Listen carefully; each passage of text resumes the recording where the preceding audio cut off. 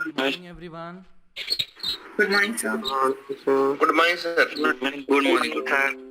Good morning बच्चा। Good morning, sir. तो चलो बच्चा लोग शुरू करते हैं पूरी जोश उत्साह उमंग के साथ में आज अपनी क्लास। एंड कल कहाँ तक पहुँच गए थे ये बताओ। Hmm.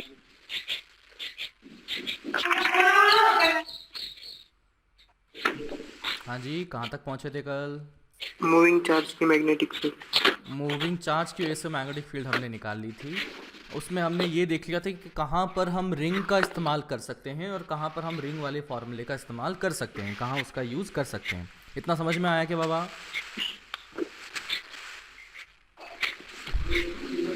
है ना, इतना तो क्लियर हुआ ना? हाँ सर। हाँ जी। अब आगे बात करते हैं, हम लिखते हैं फोर्स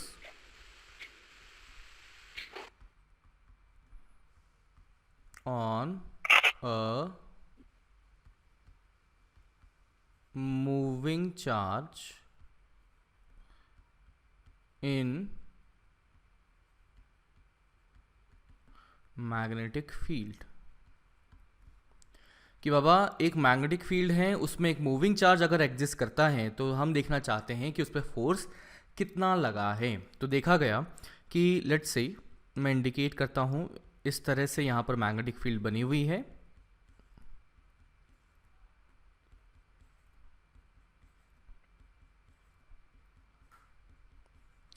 ठीक है, तो हमारे जो कुछ भी ये फॉर्मूले हम बना रहे हैं या लिख रहे हैं, तो ये सभी किसके बेसिस पर रहे होंगे? ऑब्जर्वेशन के बेसिस पर रहे होंगे कि बाबा हमने एक्सपेरिमेंट किया, एक्सपेरिमेंट में देखा कि मैग्नेटिक फील्ड के अंदर में किसी चार्ज पार्टिकल को मूव करवाया तो उस पर किस प्रकार से फोर्स लगा, और उस फोर्स को एनालाइज करने के बाद में हमने ये डिड्यूस करा कि जो फोर्स की वैल्यू है वो फोर्स पाया गया। लेट्स से ये पार्टिकल v वेलोसिटी से इस तरह से जाता है, जिसका चार्ज कितना है? q है, और साथ में मास मैंने बोल दिया m है।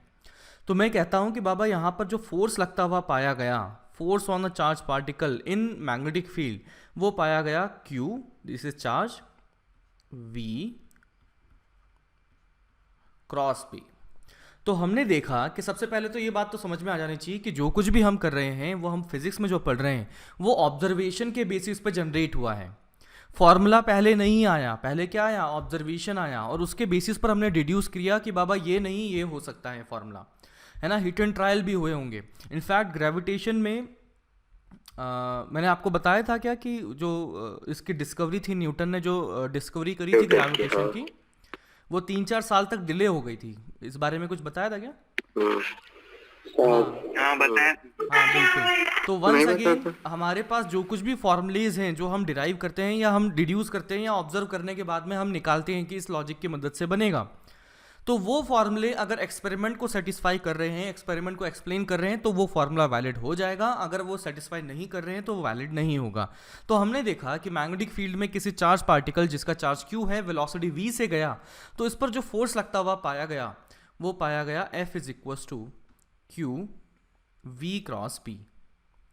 तो बच्चा अगर मैं देखता हूं कि इफ फोर्स डॉट वेलोसिटी किया जाए तो बताइए क्या होगा? कितना होगा रे बाबा? जीरो होगा। क्योंकि मुझे क्या दिख रहा है इस, यहां से मुझे क्या समझ में आ रहा है कि force is perpendicular to velocity, also force जो बना है that is coming out to be perpendicular to B, क्योंकि क्रॉस प्रोडक्ट है ना। तो जो इसका रिजल्ट बनेगा v क्रॉस b का जो रिजल्ट बनेगा वो हमेशा v के भी परपेंडिकुलर होगा, साथ ही साथ b के भी, b यानी मैग्नेटिक फील्ड के भी परपेंडिकुलर होगा। तो यहां से मैंने कंक्लूड किया कि force is perpendicular to velocity as well as force is perpendicular to magnetic field. तो इन दोनों की मदद से मैं ये कहता हूं कि बाबा फोर्स डॉट वेलोसिटी किया जाए तो वो जीरो आ चुका है। अच्छा बताइए एफ डॉट वी किस बात को इंडिकेट करता है? Power. पावर को इंडिकेट करता है। इसका मतलब मैं लिख सकता हूं कि पावर ड्यू टू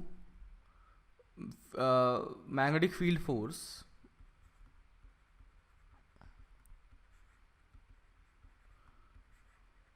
फोर्स कितना आ चुका है, 0 आ चुका है। अच्छा ठीक है, तो पावर ये एक इंस्टेंट पर 0 आया या ऑलवेज एंड ऑलवेज 0 आया है? Always. ऑलवेज 0 आया है। यहाँ पर force is always perpendicular to velocity, that means कि पावर जो बनेगा वो हमेशा 0 बनेगा। और पावर 0 बना तो पावर को मैं यहाँ पर डिफाइन कर सकता हूँ dw/dt से, रेट ऑफ वर्क डन से। तो बच्चा पावर एक इंस्टेंट पे 0 नहीं हुआ, हमेशा हमेशा 0 रहा है। तो पावर अगर हमेशा हमेशा 0 रहा है, दैट मीन्स मैं ये कह सकता हूं कि work done by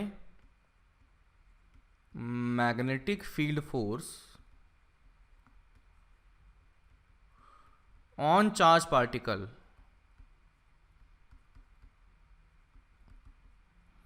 work done by magnetic field force on charge particle, बताइए कितना रहा होगा?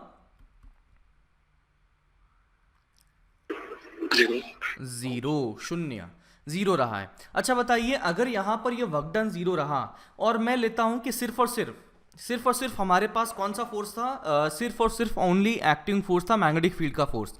तो मैं यहां पर लिखता हूं if only magnetic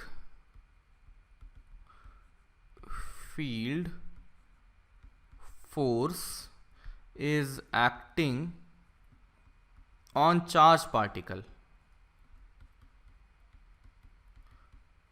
that means इसका मतलब क्या कह सकते हैं कि वर्क डन जो नेट लिखा जाएगा कितना होगा, बोलो कितना होगा रे? 0. अरे जोर से बोलो। 0। तो ये आ चुका है वर्क डन नेट आ चुका है 0। ध्यान दीजिए कब, जब सिर्फ उस पे एक मैग्नेटिक फील्ड का फोर्स लगा। तो मैग्नेटिक फील्ड का फोर्स लगा तो हमें पता लगा कि बाबा उसका वर्क डन 0 होता है। और इस सिचुएशन में सिर्फ एक ही फोर्स लग रहा था, तो हमारे पास नेट वर्क डन 0 आ गया। नेट में कौन था, सिर्फ मैग्नेटिक फील्ड का ही था, that is why net work done 0 आ गया। इसी वजह से मैं कह सकता हूं बाबा, वर्क एनर्जी थ्योरम को याद करो, kinetic energy final minus kinetic energy initial, बोलो कितना होगा? 0 रहेगा। इसका मतलब स्पीड फाइनल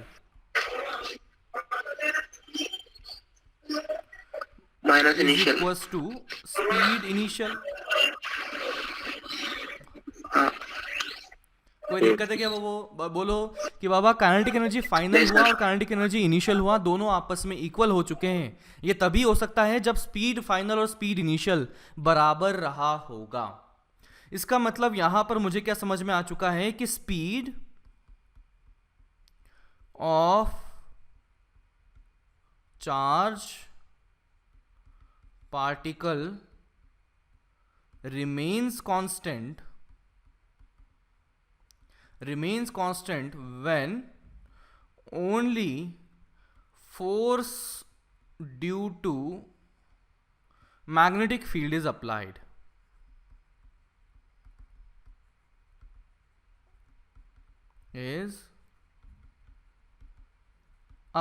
समझे क्या बात को? अरे बोलो बाबा। हाँ सर। तो इस तरीके से समझ में आया सबसे पहली बात कि किसी चार्ज पार्टिकल पर फोर्स लगेगा मैग्नेटिक फील्ड का तो वो है क्यू वी क्रॉस बी, यानी कि force is perpendicular to velocity and force is perpendicular to magnetic field always. तो फोर्स अगर परपेंडिकुलर हुआ तो आई कैन से दैट कि फोर्स डॉट वेलोसिटी इज 0, और इसको देख के याद आती है हमें पावर की। तो पावर आ चुका है 0, किसका? मैग्नेटिक फील्ड के फोर्स का। और ये पावर 0 है, तो ये हर इंस्टेंट पे 0 है या एक इंस्टेंट पर 0 है?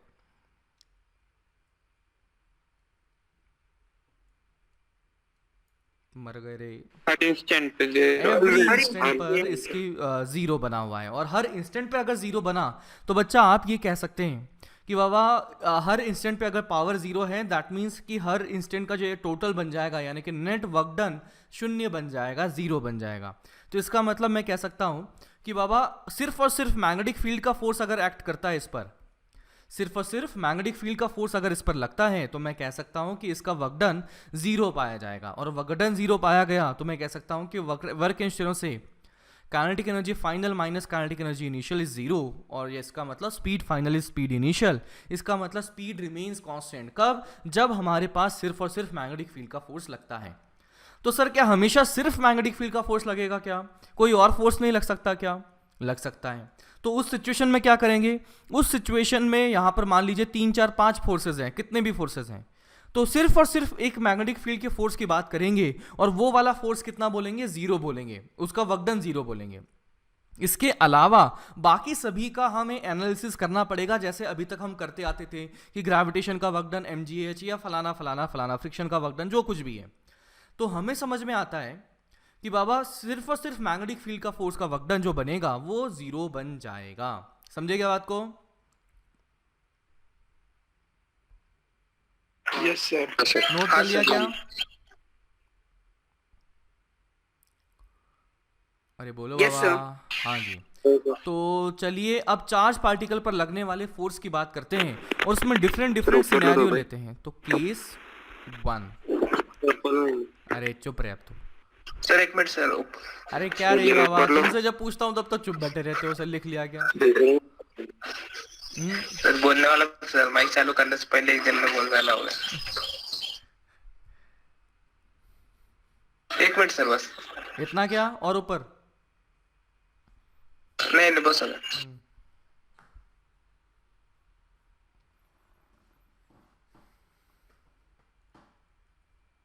हाँ हो गया सर। हाँ। नाउ अब मैं केस 1 लेता हूं, जिसमें हम स्टडी करेंगे ऐसी सिचुएशन जबकि velocity is perpendicular to velocity is या ऐसे लिखते हैं, angle between velocity and B is either 0 degree और 180 डिग्री, इन दोनों में से एक कोई है।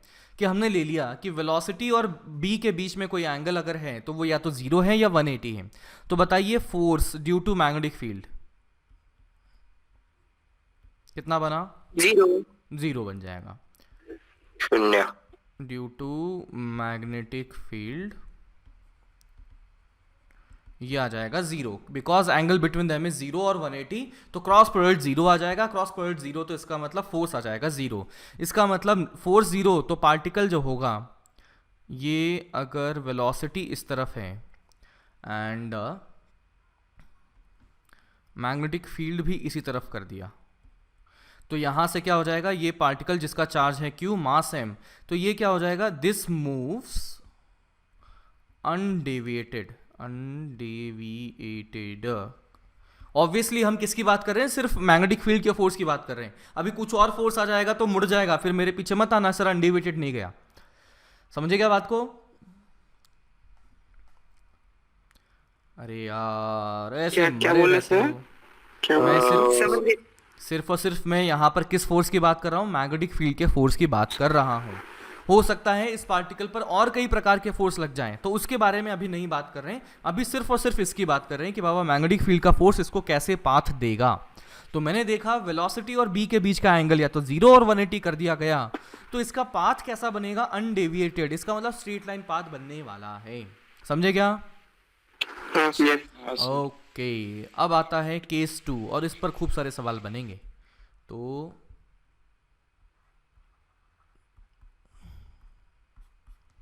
जिसमें कि velocity is perpendicular to magnetic field. तो यहां पर मैं स्टाइल से क्या करता हूं, देखो मैग्नेटिक फील्ड मैंने ऐसे बना दिया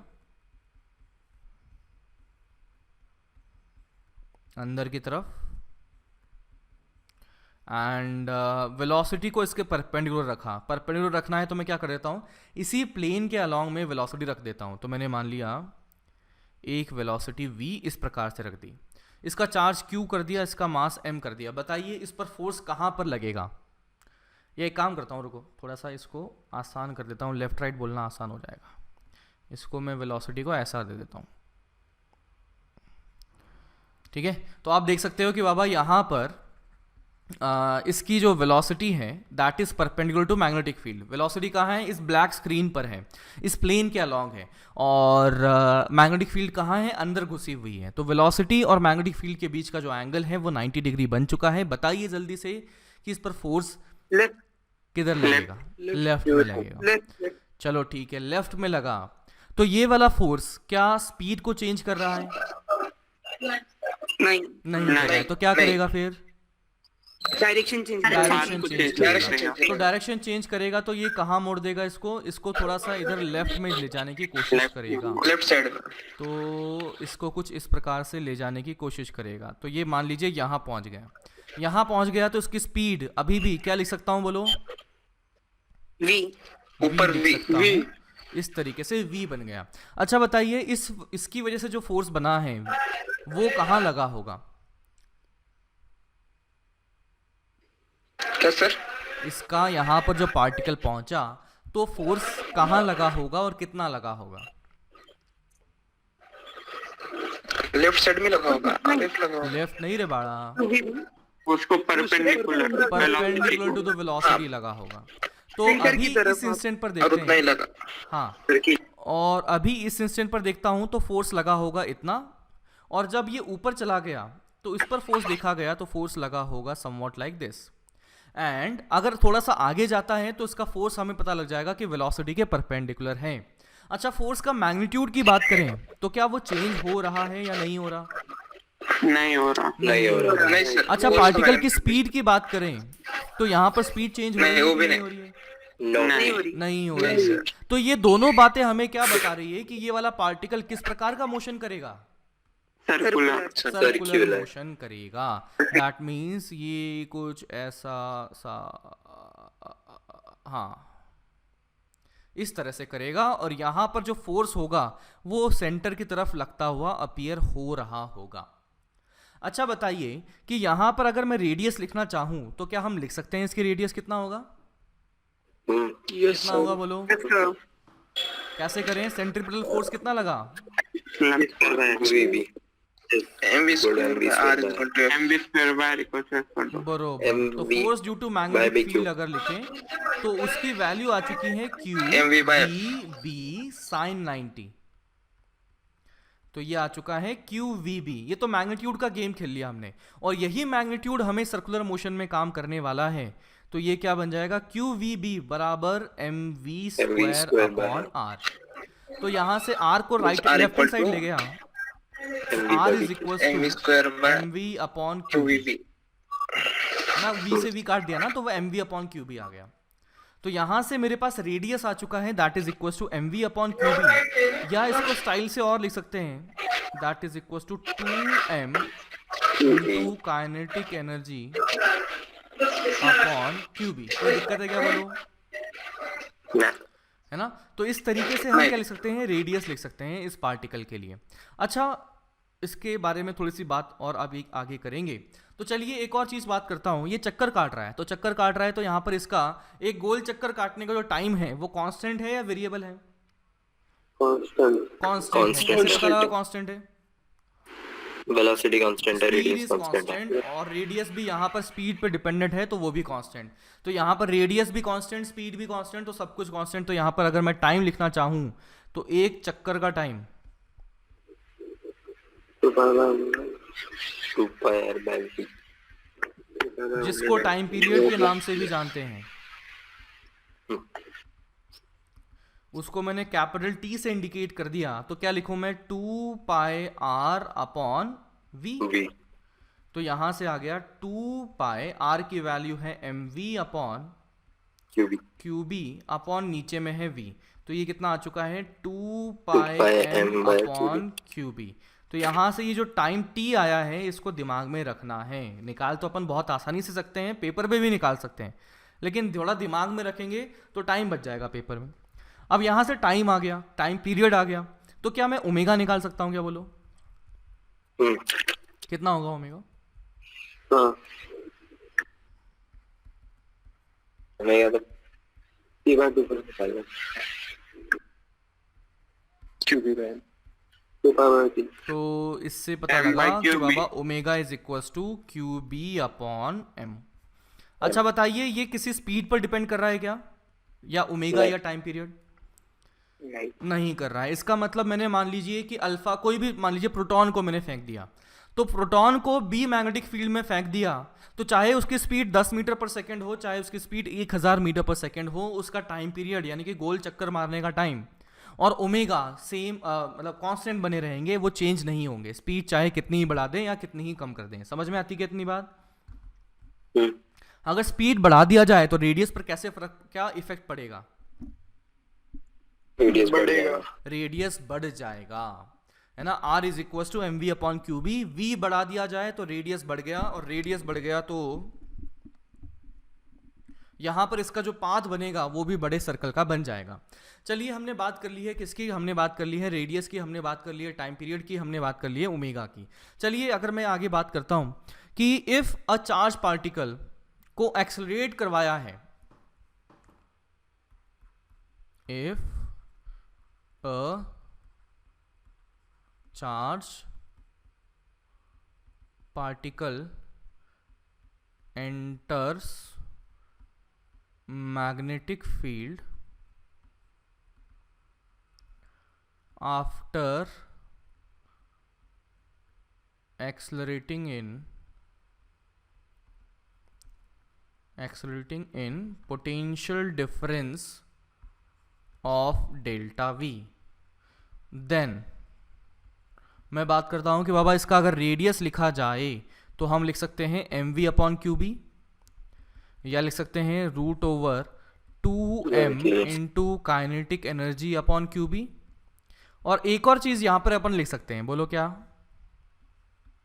क्यू डेल्टा वी। बरोबर, काइनेटिक एनर्जी इसकी कितनी हो जाएगी? Q इंटू डेल्टा वी, क्योंकि इस बार चार्ज पार्टिकल को हमने डेल्टा वी पोटेंशियल डिफरेंस में एक्सेलरेट करवा दिया है, डिवाइडेड बाय क्यू बी। तो इस तरीके से रेडियस हमारा बन चुका है root over 2m kinetic energy by Q B, और काइनेटिक एनर्जी को Q इंटू डेल्टा वी लिखा जा सकता है। इलेक्ट्रो में पढ़ा था ये सब चीजें।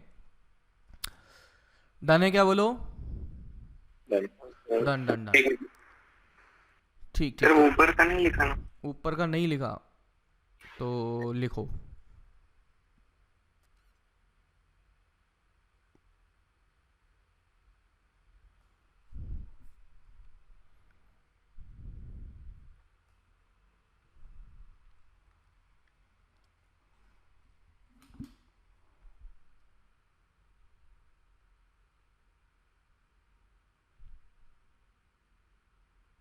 दाने क्या? बोलो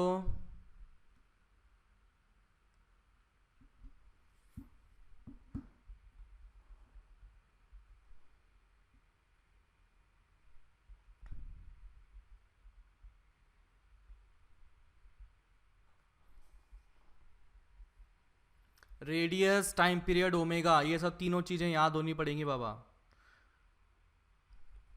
है ना। निकालना बहुत बड़ी बात नहीं है, लेकिन टाइम बच जाएगा अपना। डन? नोट कर लिया सब कुछ?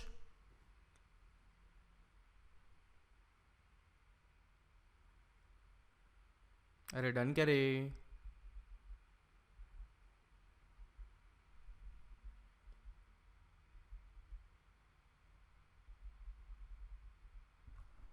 चलिए आगे बढ़ते हैं। एक सवाल कीजिए, लिखिए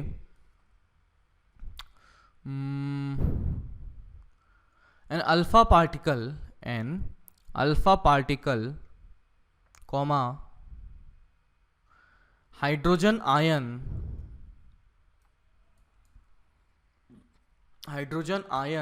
and deuterium ion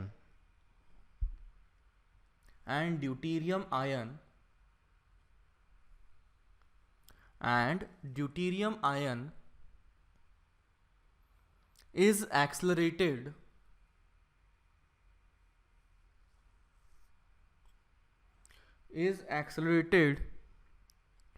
in same potential difference, are accelerated होगा ना, grammatical mistake, are accelerated in same potential difference starting from rest.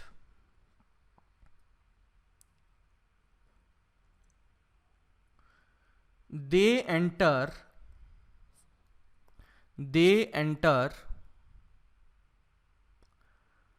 uniform magnetic field B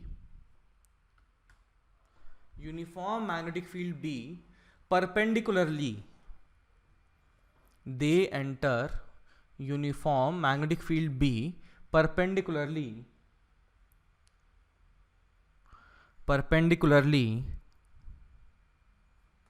then uniformly के बाद they enter uniform magnetic Uniform magnetic field. perpendicularly they enter uniform magnetic field perpendicularly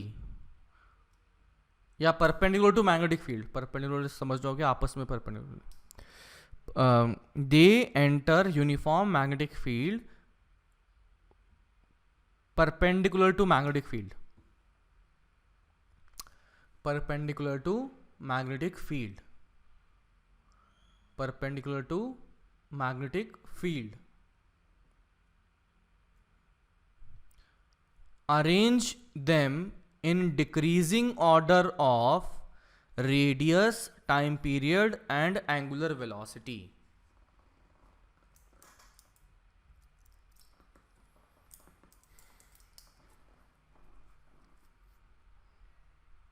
decreasing Order of radius, time period and angular velocity.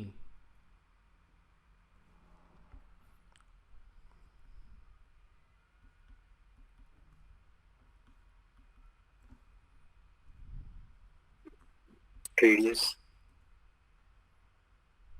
Deuterium का मास क्या लिखूं, hydrogen का m लिखा तो 2m 2m हो जाएगा. इसका चार्ज अगर मैंने E लिखा तो यहाँ पर हो जाएगा 2e एंड यहाँ ड्यूटेरियम का ए E बन जाएगा.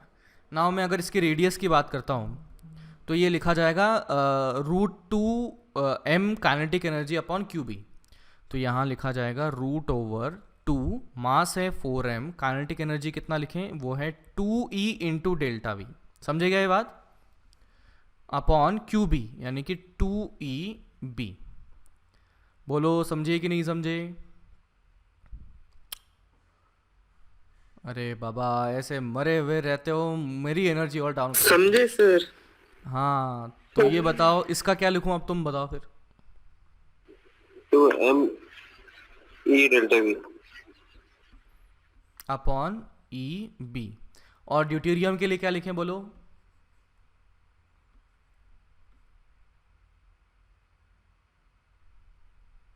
2m e delta v upon eb.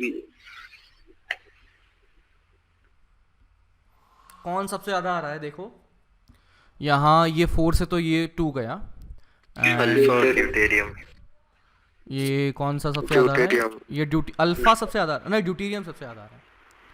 दोनों का सेम है ना. ड्यूटेरियम और अल्फा सेम आ रहा है ना. √m/q से प्रोपोर्शनल है ना. तो Same ही यहाँ से बना radius for deuterium is equal to radius for alpha, और ये ज़्यादा आ चुका है रेडियस फॉर हाइड्रोजन. आएगा. हाइड्रोजन. ठीक है, इस तरह से बन गया. अगर मैं लिखता हूँ किसके लिए, टाइम पीरियड के लिए, तो वो आ जाएगा M/Q. 2 पाई m/qb. m कितना है इसका 4m, q कितना है 2e, 2e. और ये बन गया. इसके लिए लिखें तो ये है 2 पाई m upon eb and this one is 2 pi 2m 2m upon eb. कौन सबसे ज़्यादा आया? सेम पिछले जैसा. ये नहीं, ये सबसे ज़्यादा इसका आया, ड्यूटेरियम का आया. अल्फा है ना?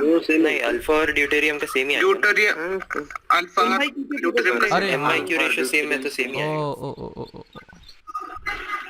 जानबूझ के मैं चेक करा अल्फा और ड्यूटेरियम सेम आएगा. है ना, जाग रहे हो कि नहीं जाग रहे? चेक करते हैं. हम भी चेक कर चला सर. तो क्या आ गया, रेडियस आ गया, टाइम पीरियड आ गया. Now let us talk about omega. Omega इसका इनवर्स रेशियो कर लेते हैं. हाँ. तो इसका क्या हो जाएगा, time period sorry omega of hydrogen सबसे ज्यादा, फिर ओमेगा ऑफ ड्यूटेरियम और omega deuterium. Of alpha alpha particle same. आपस में बराबर होंगे. Done done done. Done sir. Done. Okay, next question.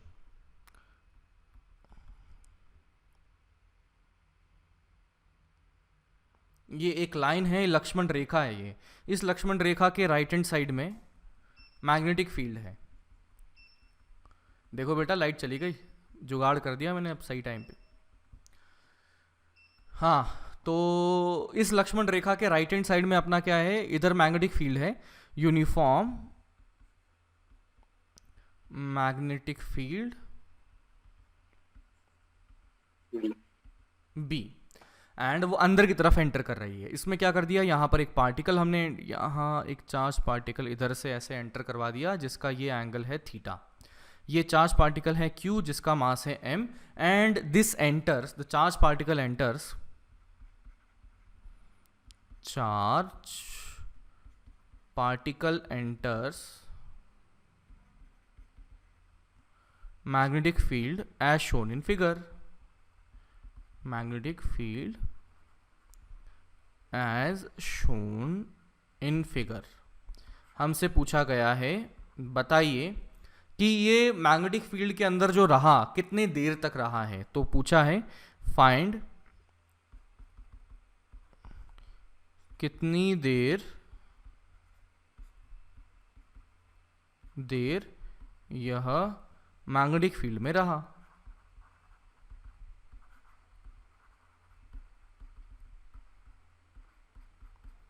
अब पॉजिटिव चार्ज, इसको पॉजिटिव चार्ज कर दीजिए, पॉजिटिव चार्ज पार्टिकल।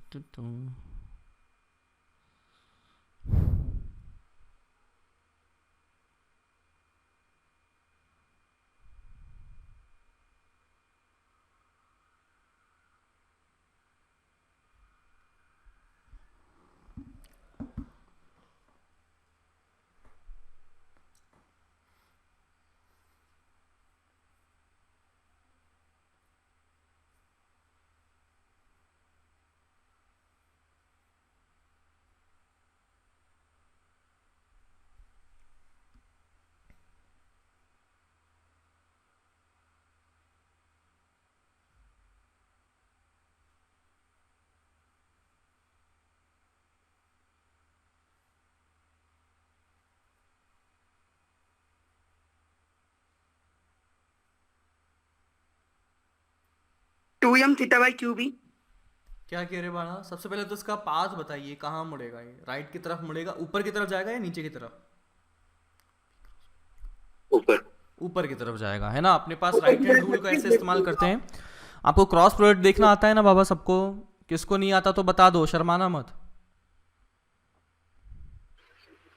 डन, तो सबको आता है। तो इसका मतलब हम क्या करेंगे, हमें फोर्स देखना है तो फोर्स होता है क्यू वी क्रॉस बी, यानी कि वी क्रॉस बी मुझे देखना है। तो वी क्रॉस बी मतलब वी से बी की तरफ फिंगर्स को कर्ल कर लिया।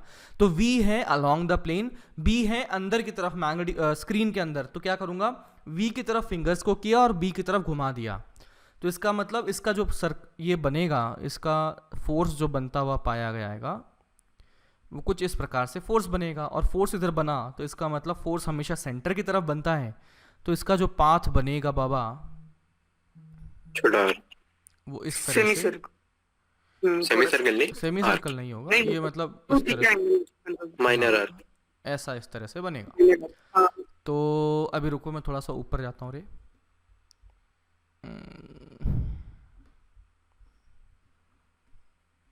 हाँ, तो अब देखो कि यहाँ पर इसका पाथ समवॉट लाइक दिस बना है। तो अभी ये एंगल थीटा, तो बाबा मैं कह सकता हूँ सिमेट्री से ये वाला एंगल थीटा बनेगा। स्पीड में तो कोई चेंजेस हुए नहीं। अब ये इसका टोटल देखा जाए कितना एंगल घूमा, तो ये है थीटा, यहाँ पर ये 90 है। तो बताइए दिस एंगल कितना होगा, बोलो। ये होगा 90 माइनस थीटा। तो बताइए ये वाला एंगल कितना होगा, थीटा। और ये वाला एंगल थीटा 2 थीटा पूरा तो इसका मतलब इसने कितना चक्कर काटा यहाँ पर? 2 थीटा 2 थीटा एंगल। तो यहाँ का जो टाइम अगर लिखा जाएगा तो वो लिखा जाएगा, इसने जो टोटल इसमें एंगल निकाला है डिवाइडेड बाय ओमेगा, तो ये आ जाएगा 2 theta divided by omega. Omega is QB by M। तो ये आ जाएगा 2 theta M upon QB। 2 theta M upon QB। Done है क्या? बोलो। अरे बोलो बाबा, शर्माओ मत।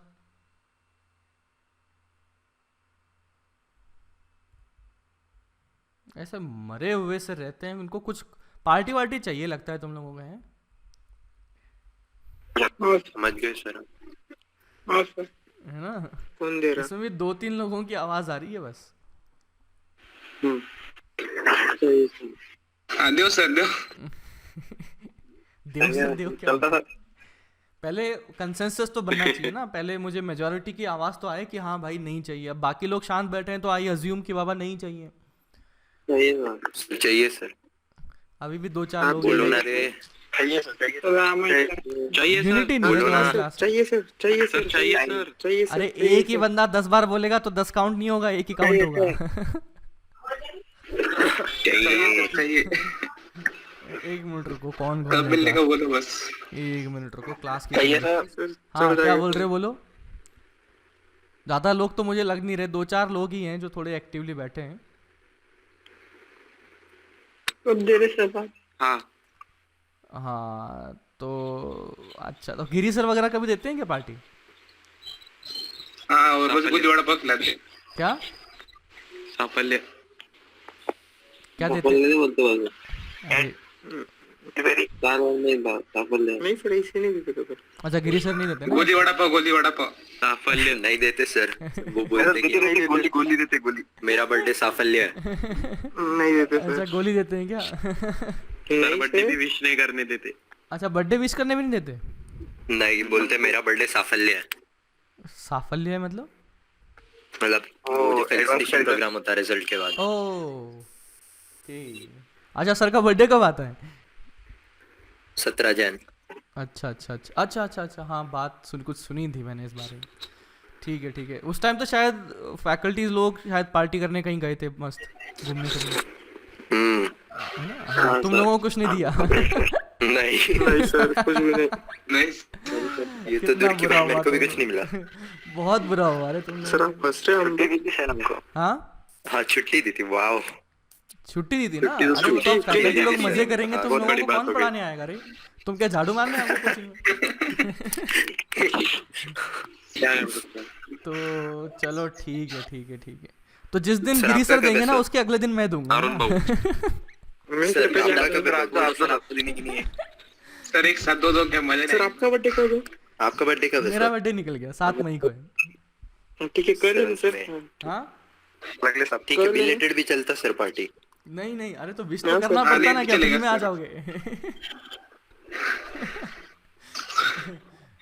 तो पहले विश विश करते तो बिल्कुल देता मैं। अब यहाँ पे तुमने विश ना हैप्पी किया बर्थडे तो सर हाँ happy birthday sir happy birthday अरे बाबा 2-3 महीने हो गए, कितना हो गया? मई Happy जून birthday, जुलाई, sir. 3 महीने हो गए इसको। अब अगले साल का पास में आ गया पागल। एडवांस बोल रहे सर। सर आपने बताया नहीं हमको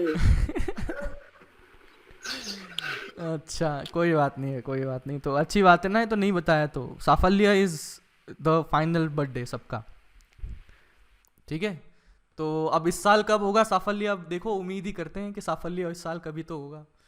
पहले एग्जाम तो होने दो सर। अरे वही तो मैं कह रहा हूँ बाबा, पहले एग्जाम तो हो। अभी भी सितंबर वाला भी जो एग्जाम लग रहा है वो भी बड़ा मुश्किल ही लग रहा है। वो भी हाँ ना 2 साल के साथ में होंगे। पोस्टपोन हो गया सर पोस्टपोन हो जाएगा, कोई दिक्कत हमारे नहीं साथ है, देंगे कोई शायद। दिक्कत नहीं है। तुम्हारा पेपर दिसंबर तक भी अगर हो जाए ना, दिसंबर तक तुमने मतलब सब कुछ एडमिशन की 1 दिसंबर को अगर तुम कॉलेज में एंटर कर जाओ, दैट मीन्स कि नवंबर के बिगिनिंग तक आपका रिजल्ट आ जाए, यानी कि अक्टूबर के मिड तक पेपर अगर हो जाए तो कोई दिक्कत नहीं है। तो तब तक तो होपफुली हो ही जाएगा, है ना? क्योंकि बहुत चिल रहता है रे तुम्हारा सिलेबस। अगर देखते हो ना तुम उसमें जो 4 साल रहते हैं कॉलेज के, तो बहुत ज़्यादा छुट्टियां होती हैं, इतनी ज़्यादा छुट्टी होती हैं कि मतलब तुम्हारे पैसे ख़त्म हो जाते हैं और छुट्टियां ख़त्म नहीं होती। तो तो वहाँ पर तो छुट्टियों को एडजस्ट करना is not a big issue. 5 दिन का तो वीक होता है तुम्हारा, है ना, शायद तुम लोगों को पता होगा कि बाबा 5 डे वीक होता है, 2 दिन वीकेंड होता है मस्त वाला। तो इफ़ दे रियली वांट तो they can adjust the entire semester in 4 years, तो वो कोई इशू है नहीं। तो मतलब अगर दिसंबर तक भी एडमिशन अगर हो जाते हैं तो मतलब कोई दिक्कत वाली बात नहीं होगी। तो मतलब इस साल मुझे तो लगता है कि बाबा मतलब हो जाएगा, पोस्टपोन होते होते कभी ना कभी तो किसी ना किसी तरीके से तो होना तो पड़ेगा ही ना। हाँ मतलब और भी कई पॉसिबिलिटीज़ बनती हैं, बट ये वाली पॉसिबिलिटी मुझे सबसे ज़्यादा कन्वीनियंट लग रही है। नहीं, अब उनको सेकंड मेंस तो लेना ही पड़ेगा कुछ भी करके। हाँ सेकंड मेंस तो कंपलसरी है, वो तो देना ही पड़ेगा, मतलब वो अदरवाइज लीगल एक्शन आ जाते हैं, है ना। क्योंकि क्या होता है ना कि मतलब कुछ ना कुछ हमारे नेता लोग होते ही हैं, तो वो क्या होता है कि जैसे मान लो उनका जनवरी वाला अटेम्प्ट खराब गया था और ये वाला अटेम्प्ट हुआ ही नहीं, तो वो बोलेंगे वहाँ पे जाके दायर करेंगे कि बाबा हमने तो जनवरी नहीं अप्रैल अटेम्प्ट के लिए तैयारी करी थी, आपने अप्रैल अटेम्प्ट का कमिटमेंट भी किया था। तो बेचारी सुप्रीम कोर्ट मतलब बैठ वो जाएंगे ऑप्शन पूरा। है नहीं, मतलब इसका अप्रैल अटेम्प्ट देना ही पड़ेगा, मतलब कुछ ना किसी तरीके से तो करना ही पड़ेगा। अगले साल ज़रूर हो सकता है कि सिंगल अटेम्प्ट हो जाए या कुछ भी हो जाए, हाँ बट इस साल तो 2 अटेम्प्ट तो होने ही है, मतलब वो लीगली बाउंडेड है गवर्नमेंट कि वो करना ही पड़ेगा, मतलब वो चाह के भी नहीं उसको अवॉइड नहीं कर सकते। तो एनीवेज अपन पढ़ाई पर आते हैं, है ना। बर्थडे पार्टी जो पार्टी वाली, सॉरी बर्थडे पार्टी नहीं, पार्टी वाली बात जो है वो गिरी सर जिस दिन देंगे ना उसके नेक्स्ट डे एकदम रोक पार्टी दूंगा मैं, है ना। सर मतलब तो इसका मतलब ये है कि आपको गिरी सर को कन्विंस करना है। अब देखो गिरी सर नहीं मानेंगे तो मैं कैसे वो कर सकता हूँ ये सब चीज़ें, मतलब पार्टी कैंसिल। है ना। तो देखो वो बड़े हैं। बिना बताए जाएंगे। हाँ क्या सर नाराज कर दिया आपने? अरे नाराज क्या किया, अरे बाबा खा पी के घर पे बैठा था तो है तू। मतलब हाँ बाबा ऐसे थोड़ी ना नाराज हो जाते हैं, नाराज तो तब झूठे होते हैं वादे जब, करते सर तुम, हाँ झूठे वादे। नाराज तो तब होते हैं ना कि बाबा जब जैसे दूसरे बैच को दे दी और तुम्हें नहीं दी, है ना। तो अगर ऐसा हुआ तो तुम जरूर नाराज हो सकते हो कि सर हमें नहीं दिया, हमें सोताला व्यवहार कर रहे हो तुम्हारे साथ, है ना? हाँ सर। तो ऐसा कुछ तो अभी तक तो है नहीं, सभी के साथ एकदम बराबरी वाला व्यवहार है, तो कोई दिक्कत वाली बात है नहीं। तो चलो बाबा, है ना, अभी पढ़ लेते हैं। कहाँ तक पहुँच गए तेरे? अच्छा हाँ, सवाल लिखो, अगला सवाल करो। Next question, repeat previous question if charge is negative. Repeat previous question if charge is negative.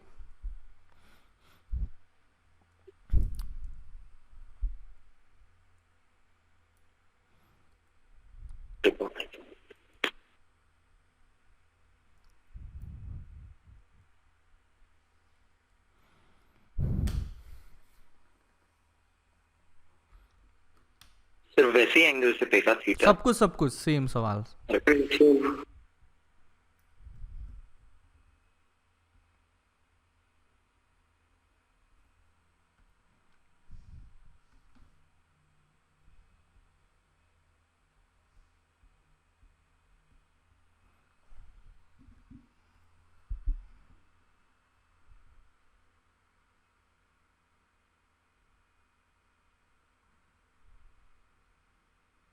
Sir 2 pi minus 2 theta पर क्यूब आएगा, क्यूब हाँ, आएगा। पाई माइनस 2 थीटा आएगा बस। ये किसकी आवाज होती है रे? ये जो 2 पाई माइनस 2 थीटा वाली जो आवाज है वो किसकी है? दुर्गेश। दुर्गेश क्या? हाँ दुर्गेश तो नहा धो के बैठता है क्या रे बाबा? हाँ सर। अच्छा, ऐसा मतलब सर, आवाज सुन के लगता है लेथार्जिक क्या? आवाज लगती है, मतलब इससे लगता है कि थोड़ा अभी ये सो के उठा है और ऐसा नहा धो के बैठा है क्या? 1 मिनट वीडियो चालू करूं क्या तेरा? क्या है दुर्गेश? सच बताना, नहा के बैठा है कि नहीं बैठा? हाँ सर। तो लो जी बाबा, सवाल करते हैं। देखो ये इस तरह से हो जाएगा, यहाँ पर मैग्नेटिक फील्ड इधर है, अभी चार्ज पार्टिकल पर फोर्स देखा जाए तो पार्टिकल ने एंट्री कहाँ से मारी? इधर से एंट्री मारी। मैग्नेटिक फील्ड कहाँ है? अंदर की तरफ है, तो V क्रॉस B किधर आएगा? बाहर, ऐसा टीड़ा सा। लेकिन चार्ज से भी मल्टीप्लाई करेंगे, force is equal to Q V cross B. क्योंकि यहां पर ये चार्ज नेगेटिव है तो इसका मतलब फोर्स की डायरेक्शन अगर बनेगी वो कहां बनेगी, बाहर की तरफ इधर की अंदर की तरफ इधर, अंदर अंदर की तरफ बनेगी। वी क्रॉस बी कहां आया, अंदर की बाहर, बाहर बाहर आया है, लेकिन चार्ज क्यू से मल्टीप्लाई कर दिया जाए जो कि नेगेटिव है, उसकी वजह से यहाँ पर इसका जो फोर्स बनेगा वो सेंटर की तरफ बनेगा। नाउ अब क्या बोलते रहे बाबा, अब इसका मैं देख लेता हूँ कितना एंगल वैंगल इसने घुमा है। तो मैं देखता हूँ ये थीटा, तो ये बन चुका है 90 माइनस थीटा, तो दिस एंगल वुड बी, ये भी थीटा और ये भी थीटा, तो ये कितना हो जाएगा बोलो, 2 पाई माइनस 2 थीटा। इसका मतलब यहाँ पर मैग्नेटिक फील्ड में अंदर समय, मैग्नेटिक फील्ड के अंदर का टाइम, अंदर का टाइम जो लिखा जाएगा वो लिखा जाएगा 2 pi minus 2 theta upon omega. Omega कितना है, q B by m, that's it. तो that is the final answer. समझे क्या बाबा? हाँ जी, नेक्स्ट क्वेश्चन।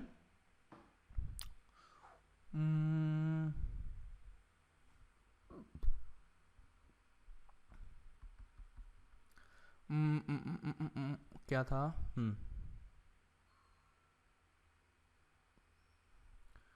ये इस तरह से मैग्नेटिक फील्ड है,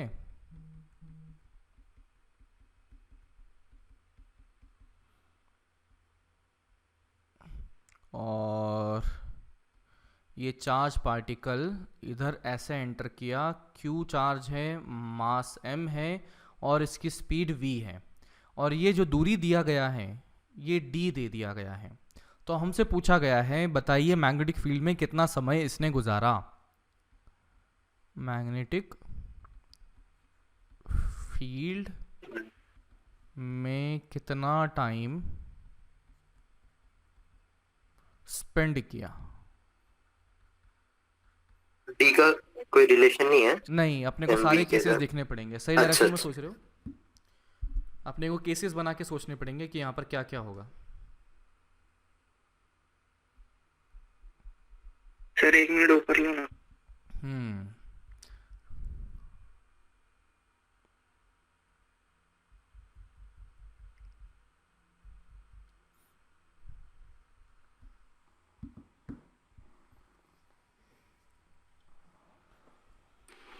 सर और ऊपर लो ना, स्क्रीनशॉट लेने का।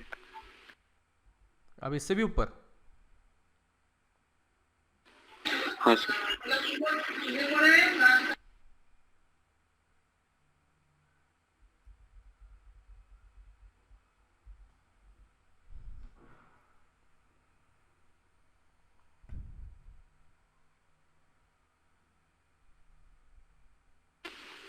सर और एक स्लाइड ऊपर। अरे बाबा, क्या तू अभी आया क्या रे क्लास में?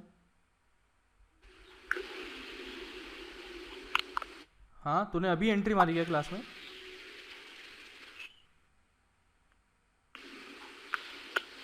कुछ तो बोल, या तो हाँ या तो ना। नहीं सर, कनेक्शन गया था थोड़ा। अच्छा, बीच में कनेक्शन गया था। नहीं सर। डन क्या?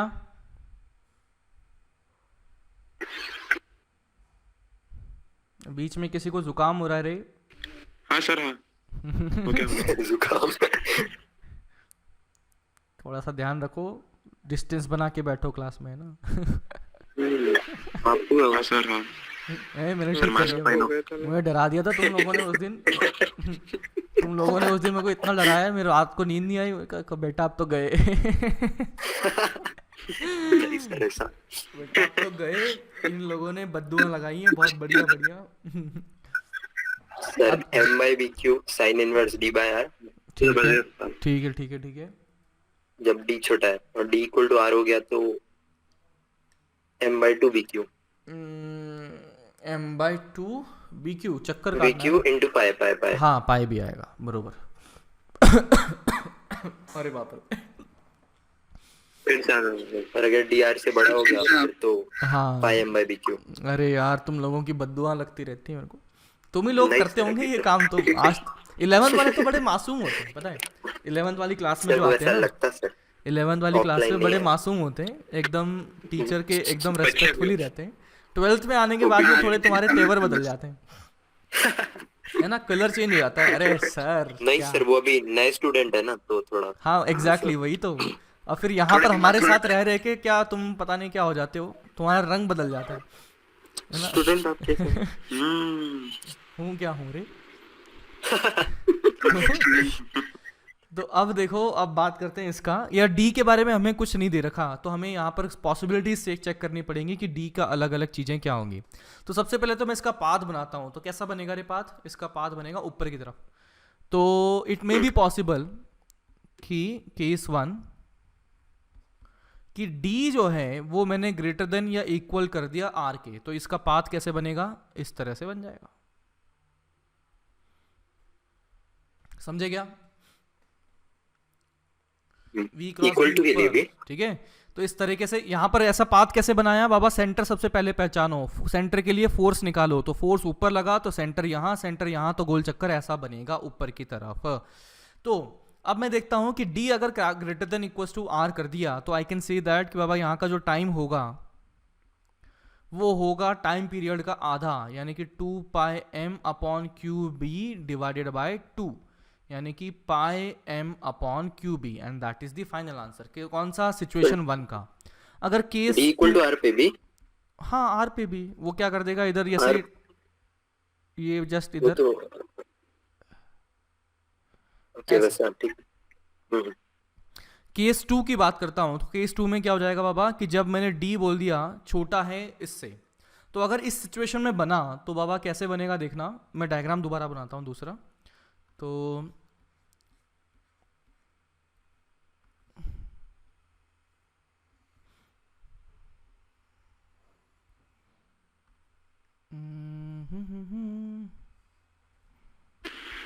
ये डी, यहाँ पर चार्ज पार्टिकल ने एंटर किया, डी की वैल्यू कम है किससे, रेडियस से, यानी कि रेडियस ज़्यादा है, तो चार्ज पार्टिकल पूरा रेडियस टच करने से पहले ही यहाँ तक पहुँच जाएगा।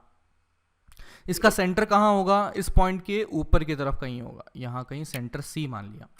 पता कैसे लगा, फोर्स से पता लगा, फोर्स हमेशा सेंटर की तरफ होता है। तो बाबा यहाँ से ये चार्ज पार्टिकल कुछ इस तरीके से v वेलोसिटी से बाहर आ जाएगा। तो हाँ, अब हम देखना चाहते हैं कि ये मैग्नेटिक फील्ड में कितने समय तक रहा था। तो ये बताइए, ये पॉइंट मैंने लेट से ये कुछ कह दिया, P पॉइंट कह दिया, C के बीच में और P के बीच में की दूरी कितनी होगी बोलो, R। R होगी। अच्छा, ये एंगल अगर मैंने थीटा लिख दिया तो थीटा की वैल्यू निकाल सकते हैं क्या हम, कितना होगा, साइन थीटा आ जाएगा ना, sine theta is equal to D upon R, D by यानी R। कि आ जाएगा D upon M we upon Q B, यानी कि आ जाएगा Q B D upon M V. तो ये साइन थीटा बन चुका है, तो यहाँ से थीटा की value that is equal to, style से लिखेंगे sine inverse Q B D upon M V. तो यहाँ से थीटा आ गया, तो अपना जो टाइम होगा, टाइम स्पेंट, जो चार्ज और मैग्नेटिक फील्ड ने एक दूसरे के साथ में गुजारा होगा, वो कितना होगा बोलो, थीटा बाय ओमेगा, यानी कि sine inverse Q B D upon M we upon omega कितना लिखूं बे, m by B q, q B by m, B q by m. ठीक है। तो इस तरीके से हमारे पास टाइम स्पेंड आ चुका है, चाहे वो मैग्नेटिक फील्ड में कितने टाइम रहा है, चाहे हमने देखा कि रेडियस की वैल्यू ज़्यादा रही डी से, और दूसरी सिचुएशन जब रेडियस की वैल्यू कम रही डी से। समझे क्या बात को, ओके नोट करना होगा, नोट कर लिया, हाँ ऊपर वाला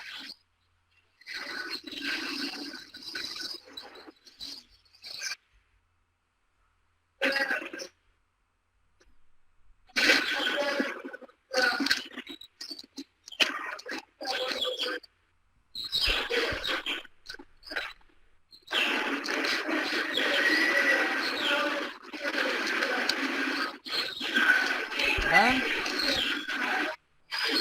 नीचे से नीचे।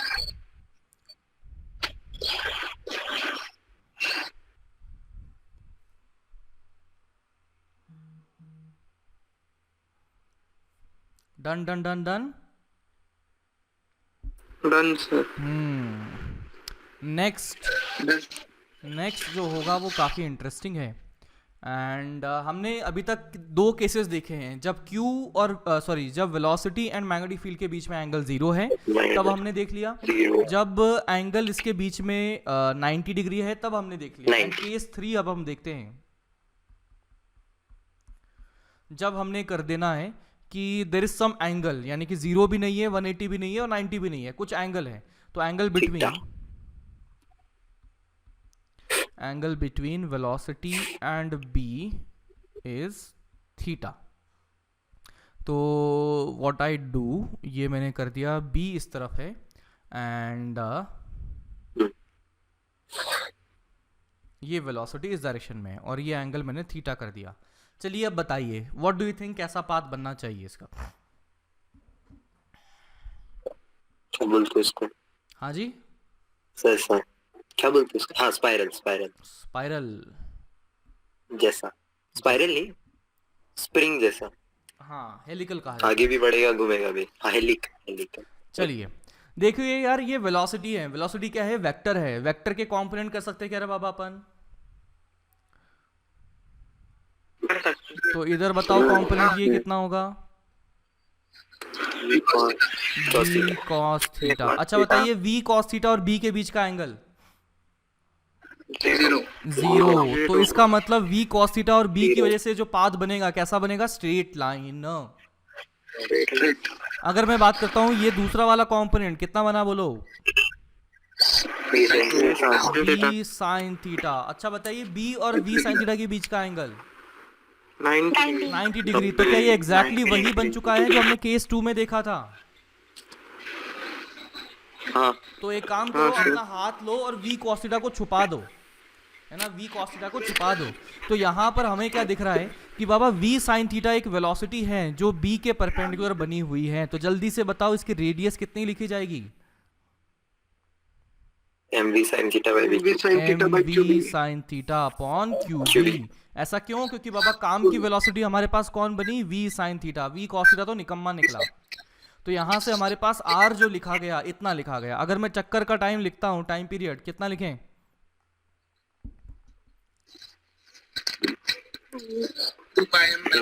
2 पाई m अपॉन qb। बाबा वो तो स्पीड पर ही डिपेंड नहीं करता। अगर ओमेगा लिखें तो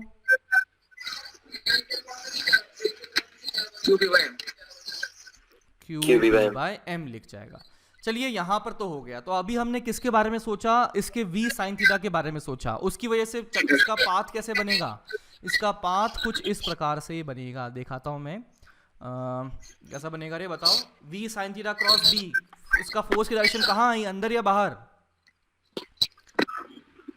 अंदर। तो इसका मतलब इसका जो पाथ बनेगा समवॉट लाइक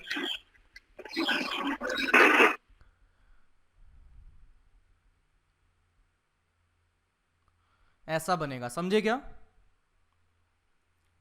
हाँ सर। ठीक है। अब ये इस तरह से बना, तो बाबा मैं देखता हूं कि ये अंदर ऐसा स्क्रीन में घुस गया। ये स्क्रीन में ऐसे इस तरह से गोल चक्कर काट रहा है। ये किसकी वजह से चक्कर काटे इसने? v sin थीटा वाली रेडियस की वजह से चक्कर काटे। काटे क्या? अभी पिक्चर बाकी है मेरे दोस्त। कौन सी पिक्चर बाकी है? cos थीटा वाली। तो v cos थीटा वाला क्या चाहता है? आगे बढ़ो। Straight line. तो यहाँ पर इसका पाथ अगर आप देखेंगे तो ये कुछ ऐसा दिखेगा कि ये ऐसा दिख रहा है, दिख गया क्या? और उसके साथ में ये ऐसा चल भी रहा है, समझे क्या? तो यहाँ पर अगर मैं देखता हूँ तो बाबा क्या दिखेगा रे इसका? अगर मतलब इसका पाथ अगर बनाया जाए तो ये कुछ, एक मिनट को, कलर कुछ उल्टा पुल्टा लेते हैं। कौन सा कलर लूं? ब्लू ले ले। ब्लैक। हाँ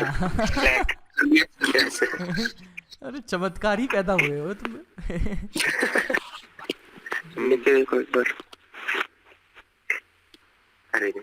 ये ऐसा कुछ बनना मांगता है।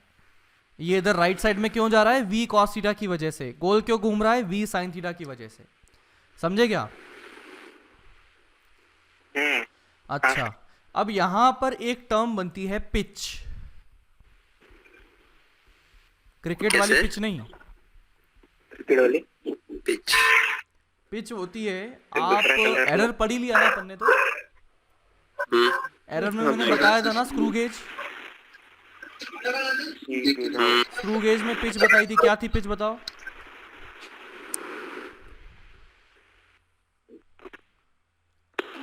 एरर कब हुआ? वो कुछ तो था। रिकॉर्डेड लेक्चर में हुआ था। हाँ रिकॉर्ड लेक्चर में गोल गोल रीडिंग पे अपॉन कुछ। चलो एक काम करते हैं, रुको अभी पिच काफ़ी लंबा खिंच जाएगा, इतना अभी रोक दो। पिच के बारे में सोच के आना, कल अपन इसके आगे कंटिन्यू करेंगे।